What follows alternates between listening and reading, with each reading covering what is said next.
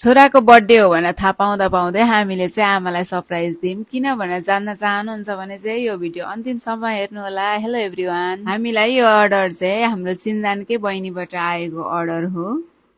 यो अर्डर चाहिँ उहाँको श्रीमान यानि कि हाम्रो ज्वाइँको लागि रहेको थियो र उहाँ चाहिँ आफ्नो श्रीमान भन्दा दूरीले थोरै टाढा भएको कारणले चाहिँ सरप्राइज हामीलाई नै गरिदिनु भन्ने अर्डर आएको थियो। उहाँले चाहिँ केक सँगै हामीलाई अरू सामान पनि मगाउनु भएको थियो र मान्छे चिनेकै भएको र लोकेसन पनि लगभग थाहा पाएको कारणले गर्दा हामीले चाहिँ फोन नगरी जाने निर्णय गर्यौं र हामी चाहिँ लोकेसनको लागि जाँदै थियौं। तर उहाँको श्रीमती यानि कि हाम्रो बहिनीले फोन गरेर चाहिँ उहाँ काममा गइसक्नुभयो, घरमा मम्मी मात्र हुनुहुन्छ र सरप्राइज चाहिँ मम्मीलाई गरिदिनुहोस् है भनेर अर्डर गर्नुभयो र उहाँकै अर्डर अनुसार चाहिँ हामीले उहाँको सासू अर्थात् बर्थडे बोयको चाहिँ मम्मीलाई सरप्राइज गरिदियौँ। र उहाँले चाहिँ मेरो बर्थडे होइन बाबुको हो भन्दै हुनुहुन्थ्यो, तर हामीले चाहिँ त्यस्तै अर्डर आएको छ म्याम भनेर चाहिँ उहाँलाई नै सरप्राइज गरिदियौँ र भरे बाबु आएपछि चाहिँ हजुरहरूले गरिदिनु है भनेर आए। साथै यदि हजुरहरू पनि आफ्नो आफन्तहरूलाई सरप्राइज दिन चाहनुहुन्छ र उहाँको विशेष दिनलाई झन् विशेष बनाइदिन चाहनुहुन्छ